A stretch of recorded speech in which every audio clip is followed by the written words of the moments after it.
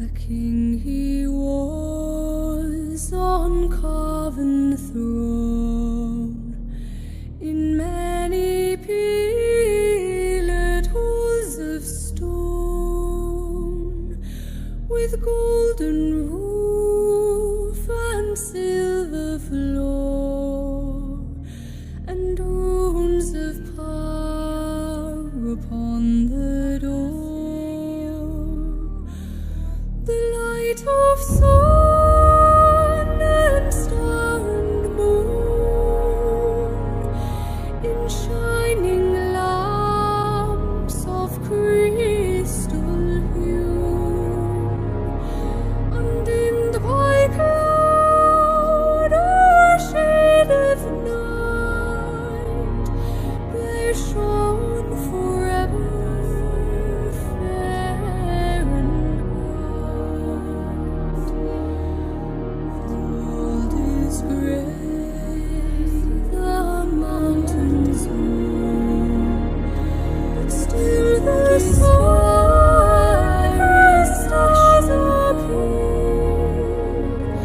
In darkest roadless voices crowd, dark noted east, till during the shadow lies upon his tomb.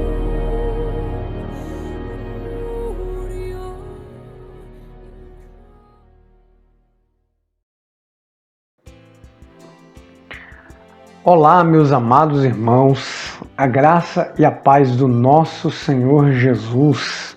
Dizer o quanto temos a alegria de dar início a mais uma aula da Escola Bíblica Dominical e contando aí com vocês, a presença de vocês junto a esse material que não deixa de ser uma certa comunhão diante de que nós já estamos aqui traçando essa nova trajetória de estudo, a carta aos Romanos. Portanto, eu já agradeço a todos que têm nos acompanhado e também fortalecido esse tempo que estamos juntos. Antes que tudo, eu queria orar com os irmãos, dizer que Deus é um Deus poderoso, além de amar-nos infinitamente e nos dar, através da graça dele, um perdão eterno a ponto de salvar a sua humanidade, diante daqueles que reconhecem Jesus, aquele que veio como Deus, homem, e se fez na nossa humanidade aquele Redentor que, através desse plano da crucificação e redenção, salvou as nossas vidas. Eu queria orar com vocês e aí a gente dá início a mais uma aula de estudo a carta aos Romanos. Vamos orar? Deus, te louvamos, agradecemos porque Tu és um Deus poderoso, Senhor.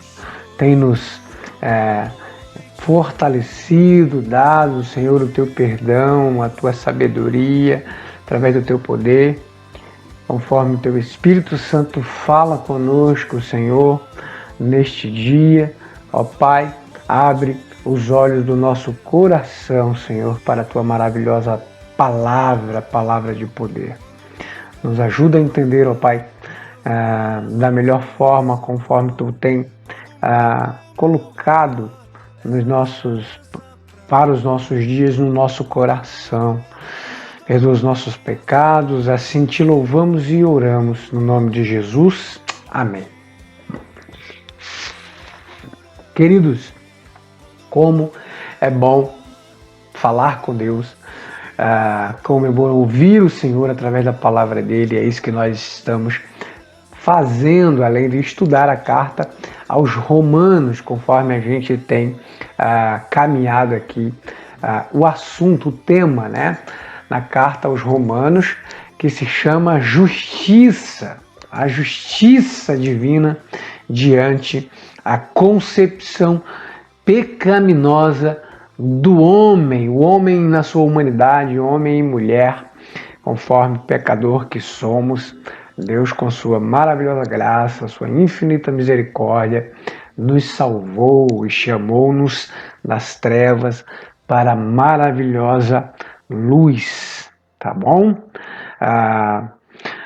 Muito bem, nós fizemos, né, do primeiro capítulo uma introdução, uma breve introdução. Este é um panorama, né, bem sucinto que nós estamos fazendo, e desde então tratando esse assunto de justiça até o capítulo 6, foi o que fizemos desde o começo até o último encontro nosso aqui no canal, tá?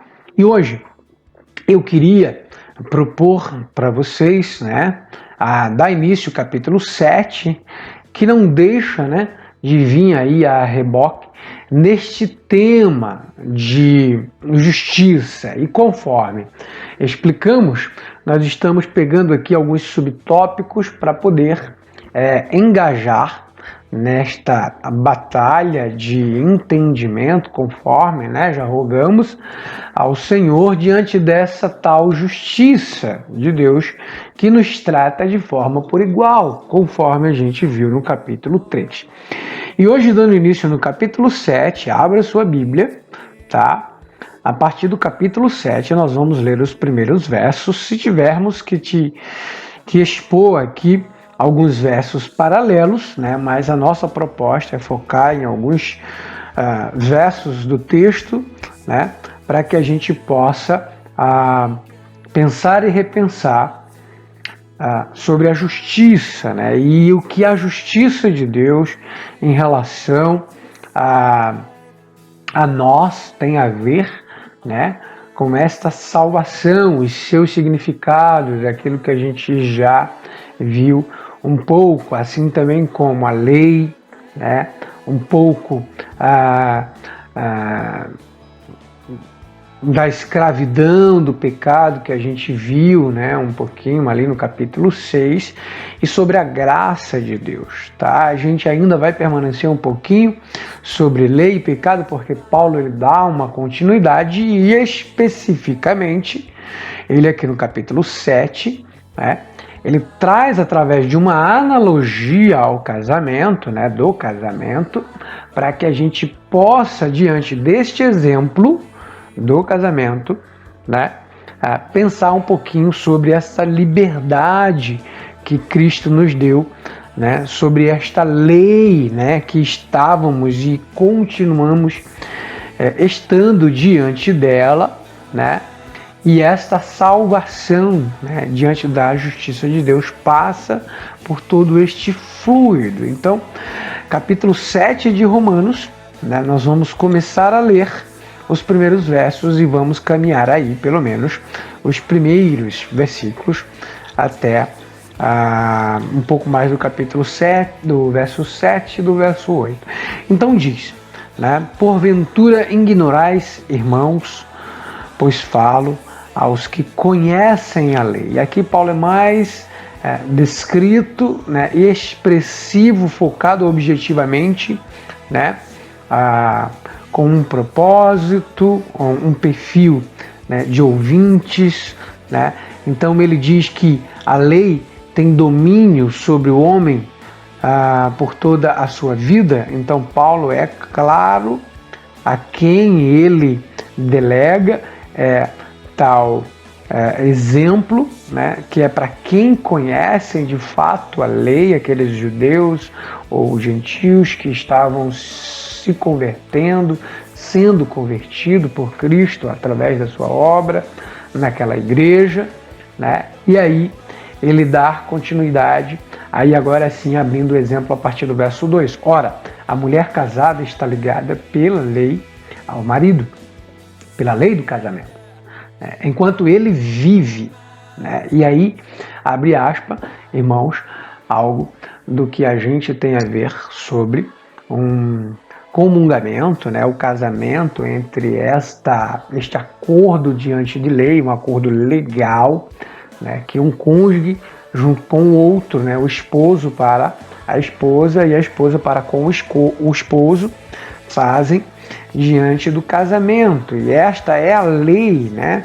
Vamos ligar também um pouquinho a isto, de tudo aquilo que a gente ouve por aí, se pode, se não pode separar em relação a divórcio, separação. Paulo é muito claro qual é a lei do casamento, qual é a ligação. E aí ele diz, né, que a vida dentro desta lei, a vida do casamento é ligada, né, essas vidas de o esposo para com a esposa e a esposa para com o esposo, elas são ligadas, enquanto a vida, né, de alguma parte para com a outra, né? E aí ele diz, enquanto ele vive, né, mas se o mesmo morrer, desobrigada ficará da lei conjugal. Ele dá nome à lei, a lei conjugal, né? Não esquecendo aqui que Paulo usa a lei do casamento como uma analogia, como um exemplo para falar da lei, né, que Deus tinha deixado para aquele povo. Verso 3, de sorte que será considerada adúltera, se vivendo ainda o marido, né, unir-se com o outro homem, né? Porém, se morrer o marido, estará livre da lei conjugal e não será adúltera se contrair novas núpcias, né? Um novo casamento, uma nova comungação. E aqui, é claro, não esquecendo, de que Paulo usa, né, a separação, né, ou o adultério, né, de parte da mulher para com o homem, porque aqui ele, no tempo, né, como judeu, exerce mais uma autoridade da parte do homem para com a mulher. Mas é claro que se há um casamento, uma lei de ligação trazendo para os nossos dias, meus queridos, né, um cristão, né, da mesma forma, se rege tal lei de casamento tanto para um como para com o outro, de ambas partes. Se um vive e o outro também está ligado. Se morre ou o marido ou uma mulher, né, não tem mais a ligação de lei conjugal. Versos 4 e 5. Assim, meus irmãos, também vós morrestes relativamente à lei. Aí sim, a outra lei que ele está falando, por meio do corpo de Cristo, né, para pertencerdes ao outro, a saber, aquele que ressuscitou dentre os mortos, a fim de que frutifiquemos para Deus. Porque quando vivíamos segundo a carne, as paixões pecaminosas, postas em realce pela lei, operava em nossos membros, a fim de frutificarem para a morte. Agora, porém, libertados da lei, estamos mortos para aquilo a que estávamos sujeitos, de modo que servimos em novidade de espírito, mesmo que novidade de vida, e não da caducidade da letra, ou seja, não da morte, né? não do apagar, né, do escrito da lei antiga, né? E aí há uma circulação de exemplos entre o exemplo da lei do casamento, aqui no texto, para com uma lei real de Deus, e a lei também o qual nós vivíamos quando ainda não estávamos com Cristo, que é a lei do pecado. Porque ela tem uma lei no sentido em que há frutos e resultados daquilo da parte de quem busca o pecar, o desejo, né, de realizar um pecado, né, quando tentado é. Tá? E aí ele continua, que diremos, pois, verso 7, é a lei pecado? De modo nenhum, né? Mas eu não teria conhecido o pecado senão por intermédio da lei, pois não teria eu concebido a cobiça se a lei não dissera, não cobiçarás, né? Aqui ele exclamando o Êxodo capítulo 7, verso 7, como também, ou melhor, Êxodo capítulo 20, verso 17, né, que é a compilação de todos os mandamentos, né? Não matarás, né, não honrar pai e mãe, né, todas aquelas questões. Então ele diz não cobiçarás, ou seja,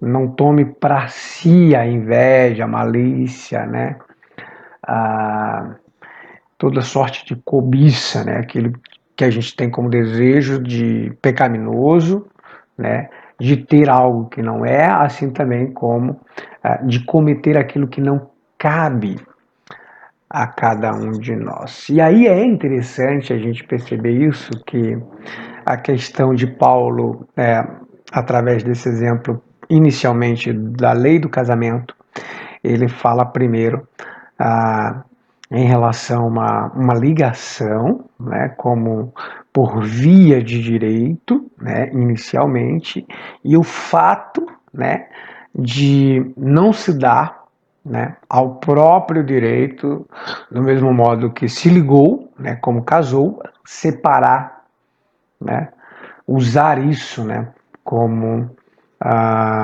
justificativa, não. Paulo diz que uma vez que há uma lei de casamento inicial para uma ligação, da mesma forma, a mesma lei ela é para não ligação, ou seja, para não se desligar, né? Uma vez ligado, todo o tempo de vida, né? Enquanto estar juntos, né?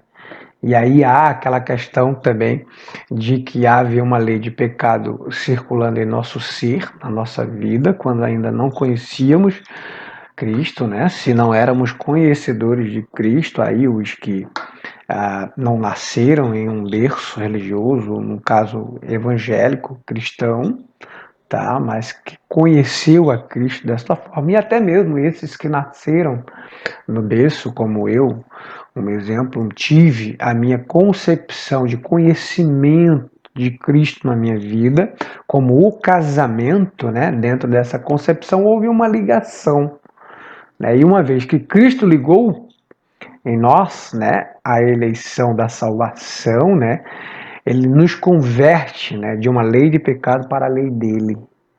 E uma vez que é ligado na lei dele, aí sim nós somos ligados eternamente. Por quê? Porque Cristo já morreu e ele é vivo eterno, como sempre foi na pessoa de Deus, né? O Deus divino, Pai Todo-Poderoso, tá? E aí Paulo fala, né, na continuidade aqui que a outra lei, né, que é a lei de Deus, né, ela sempre serviu para ele para conceber a ele um entendimento do que era a lei do pecado e a lei dos mandamentos real de Deus, né?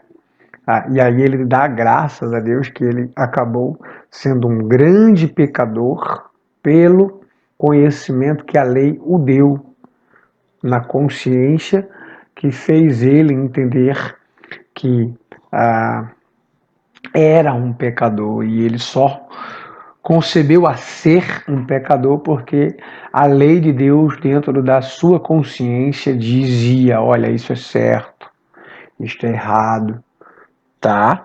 Então é só nos remeter a o Gênesis inicialmente, no início de tudo, né, o que Satanás disse para a mulher. E é uma coisa interessante, queridos, que devemos pensar. A Bíblia fala que nós, como criação, dentro de toda a criação de Deus, nós, como criatura, né, dentro de toda a criação de Deus, né, nós somos a coroa. Ou seja, Deus fez tudo, né, dentro do tempo. Aí, no início, da origem, né, que é o significado de Gênesis, tá? E ele foi fazendo tudo, né, nos dias aí adequados e também as suas leis, né, de criação, né, Deus diz a Bíblia que viu que era bom e fazia no segundo dia, no terceiro dia, todas as outras coisas. No sexto dia, Deus, depois que fez tudo, ele fez o homem, e aí diz a Bíblia que ele coroou a humanidade, né, ah, sobre toda a criação, ou seja, nós somos a coroa da criação, né, o que há de melhor na criação de Deus diante de tudo que ele criou. E não à toa, vem Satanás e tenta a Eva, inicialmente, tentando distorcer, né, a lei inicial de conhecimento que Deus dá, creio eu, com seu Espírito Santo ali já atuando na vida de Adão e Eva e ensinando tudo. E descreveu, né, o que podia e o que não podia. Né? E aí a gente vê Satanás tocando exatamente nesse ponto, trabalhando com a coroa, ou seja, percebe-se que Satanás não quer destruir, por exemplo, toda a criação, as galáxias, o universo, de tudo aquilo que Deus assim o criou, mas sim a coroa de Deus, que é a humanidade, fazendo a sua consciência diluída ao pensamento da lei do pecado, para que a gente absolvesse de fato tal lei do pecado também, né? E Paulo diz que até isso, né, favoreceu para que ele entendesse lá na frente que ele era um mero pecador e que não merecia nada. E por isso que a sua consciência escolhia pecar, por quê? Porque havia agora na sua consciência um conhecimento na humanidade do que era bem e do que era mal. Tá bom? Então eu queria chegar até aqui nesses versos com vocês para tratar um pouquinho sobre lei e graça, né? Trazendo para os nossos dias como um bom pecador, que somos como Deus atua na nossa vida com a justiça dele. E a gente tratou sobre justiça e estamos tratando, possivelmente até na próxima aula, com esse tema, né? E eu queria, com vocês, né, fazer um pouco do esboço, que é esse trabalho que a gente tem quando nós, né, estudamos minuciosamente a palavra, capítulo por capítulo, versículo por versículo. Como já sabemos que nós temos o tema, né, o propósito de Paulo diante do que ele escreve, para quem ele escreve, que é o destinatário, né, o público desta carta, né, os romanos, aqueles que ali estão em Roma, naquela igreja já de Jesus montada. E aí eu queria trazer com vocês o problema da questão do capítulo 7, que é a satisfação, ou seja, o problema da satisfação dos crentes, que eles não serão capazes de completar a caminhada sozinho, né? Por meio de próprio esforço, né? E é isso que a gente começa a ler aqui a partir do capítulo 1, ou melhor, do versículo 1 no capítulo 7, tá? Que esse esforço para guardar a lei, fazer tudo perfeitinho, né? Tudo legalzinho, nós não temos sozinho condições de ir até o fim, cujo propósito é revelar e não reprimir o pecado. Né? Então, se veja, Deus, se ele quisesse destruir a humanidade de uma vez por todas, devido a essa questão do problema do ser humano, de achar, né, tão capaz de dar salvação a si próprio, aqueles ignorantes que a gente vê, né? Entanto, essa questão de achar que por si só ele consegue resolver todos os seus problemas, né? Paulo, aqui nos primeiros versículos, até o versículo 20, 25 deste capítulo, a gente vê Deus com esse propósito de revelar e não julgar a humanidade logo de cara, já que toda ela era mal, pecaminosa, mas Deus, ele trabalha com graça, né? Sempre mostrando. E aí os crentes não têm obrigação para com esta lei, uma lei capaz, né, de fazer tudo, né, por si. Uma vez que morreram para ela por meio de Jesus Cristo, ou seja, a lei é de Deus e nós morremos para ela, porque atuávamos com a lei do pecado na nossa vida, tá? Então, a gente encontra isso nos primeiros versos, né? E o casamento, por exemplo, como a viuvez que ilustra aqui a libertação do crente para com a lei, deste exemplo que Paulo traz como analogia no casamento, é que Paulo quer dizer, olha, diante de uma lei conjugal como exemplo, né? Para que se alguém fique viúvo ou viúva, né? O próximo tem que morrer. Então a lei do pecado tem que morrer na nossa vida para que a lei de Deus atue. Porque um casamento, por exemplo, não subsiste quando algum de ambas partes, né, vive, por exemplo, um relacionamento extraconjugal, como uma traição. Este casamento não subsiste por si só, né? Uma vez que a ligação é dual, tá bom? Então a gente lê isso nos primeiros versos no casamento para que Paulo ele explique da lei de Deus, ele usa a lei do casamento. A escravidão do crente para com o pecado, acentuada pela lei, foi removida em virtude da sua identificação com a morte de Cristo.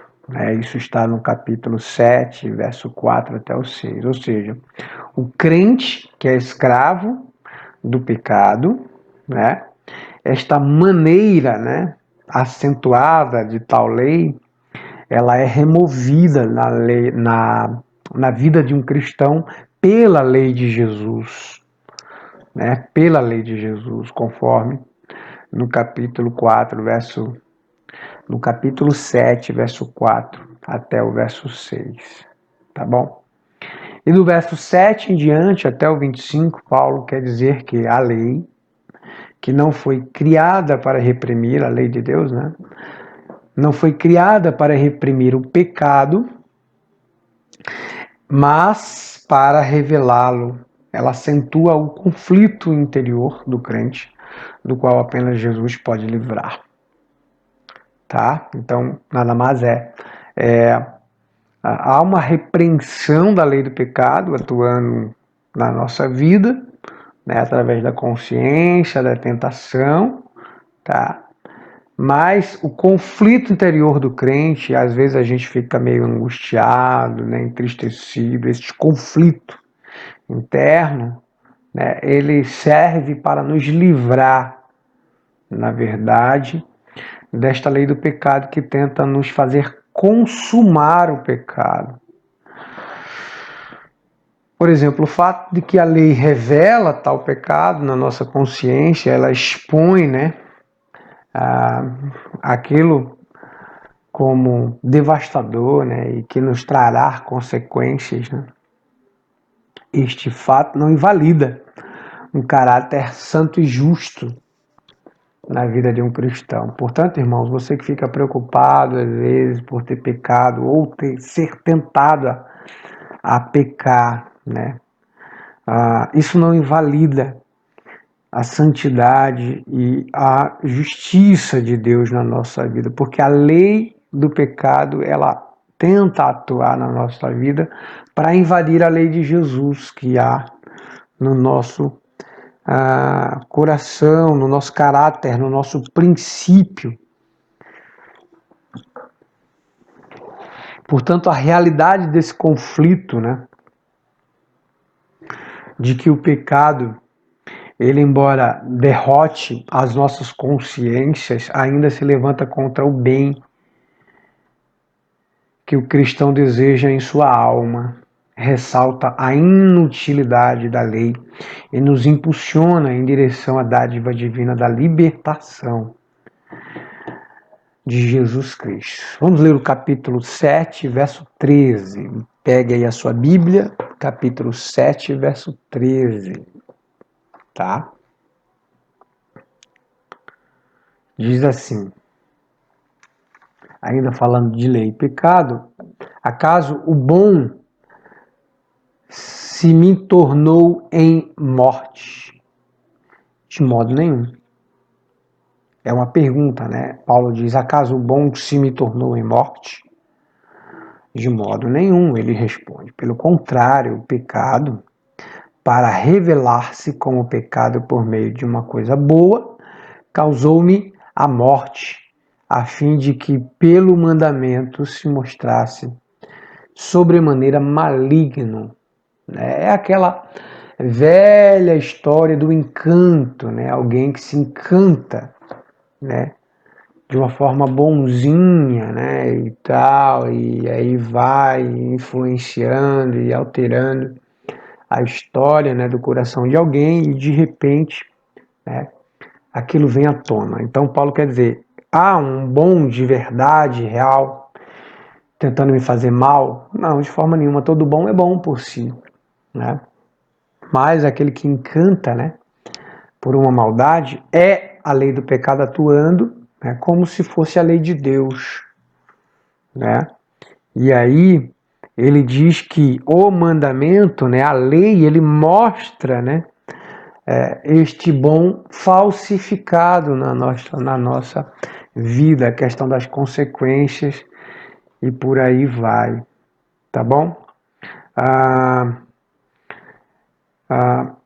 E aí, verso 14, né, até o verso 17, a gente pode ler aqui, capítulo 7, verso 14 até o 17, diz, porque bem sabemos que a lei é espiritual, eu, todavia, sou carnal, vendido à escravidão do pecado, porque nem mesmo compreendo o meu próprio modo de agir, pois não faço o que prefiro, e sim o que detesto. Ora, se faço o que não quero, consinto contra a lei que é boa.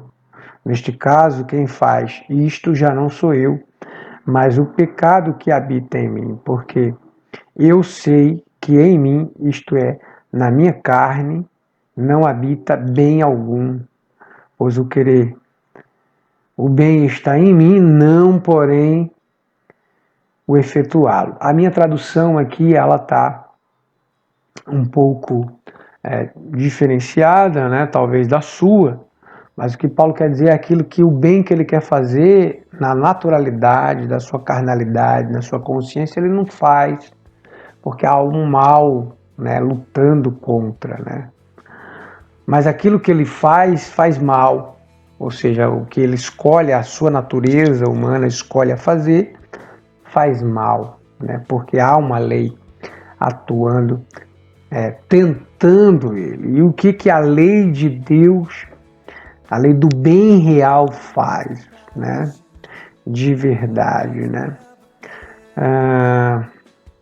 Verso 19, porque não faço o bem que prefiro, mas o mal que não quero, este eu faço.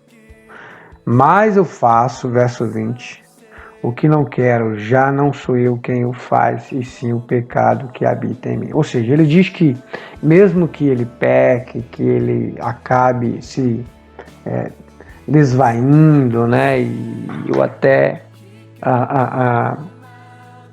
cometendo algum delito, né, moral e cultural aí, talvez, isso não elimina, né, o propósito de Deus em relação à nossa vida. Então, nós somos incapazes, a gente já viu isso nos capítulos anteriores, de fazer todo o bem, porque o bem que habita em nós é o bem que nos faz mal, né?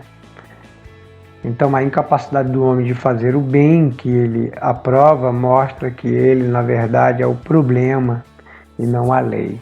Essa é a questão dos versos que a gente leu aqui, tá? E seguindo essa incapacidade do homem de evitar o mal que ele desaprova, mostra que um princípio mais forte, que sua vontade está em operação. Ou seja, meus queridos, não se deixe ser enganado. A lei de Deus está atuando na consequência de todo o mal que a lei do pecado faz na nossa vida, que não vive mais ele, porque a vida dele, tanto carnal como consciente e espiritual, quem habita é a lei de Cristo, tá? É a lei de Cristo. Então, é muito gostoso a gente perceber que não há uma eliminação, né? E mesmo que a falta de esperança quanto ao conflito interno, um conflito interior dentro desta guerra entre as duas leis, conduz o crente de forma desgostosa à dádiva divina da libertação de Jesus Cristo. Ela habilita, esta guerra habilita Cristo nos libertar. E aí eu volto àquela nossa famosa pergunta, quando a gente vai pregar e evangelizar alguém, a gente pergunta: se Cristo salva as nossas vidas, Ele nos salva do quê? Para que eu preciso ser salvo? Não haveria motivo, ou lógica, se Deus, na pessoa de Cristo, tentasse nos salvar se não houvesse problema algum na nossa vida. Então, o princípio desse conflito, ele é recordado para que os crentes possam lembrar da futilidade de se buscar solução na lei. Então, beleza, há uma lei, dos mandamentos, mas que não tem a condição de me salvar. Ela tem a condição de me lembrar, de atuar os meus membros de consciência que eu devo sempre buscar nesta lei de Cristo, tá? Na lei de Cristo, a solução. Portanto, quem é que vai me dar a solução? De libertação da maldição do pecado. Cristo. A sua lei, não a minha, não a sua.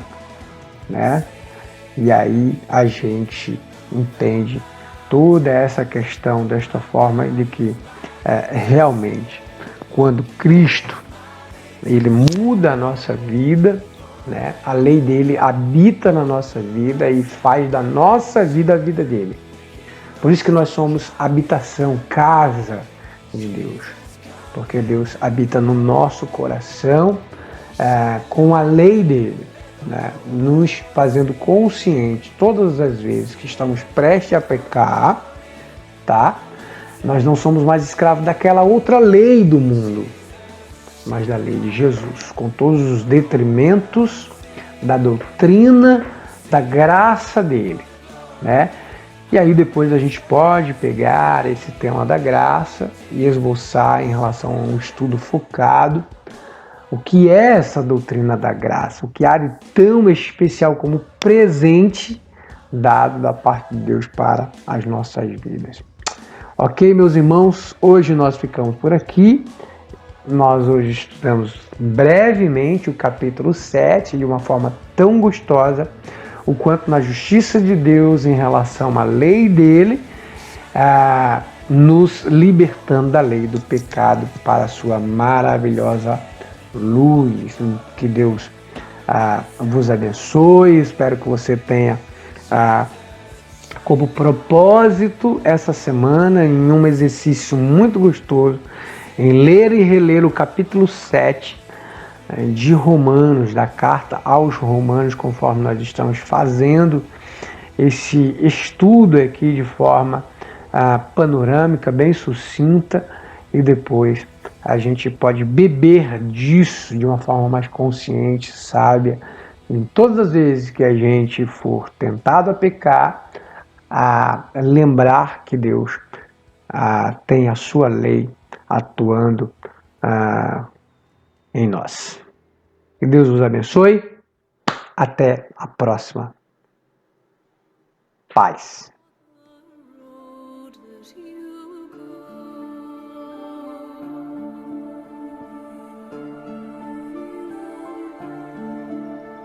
May you sail fair to the far fields of fortune with diamonds and pearls at your head and your feet, and may you need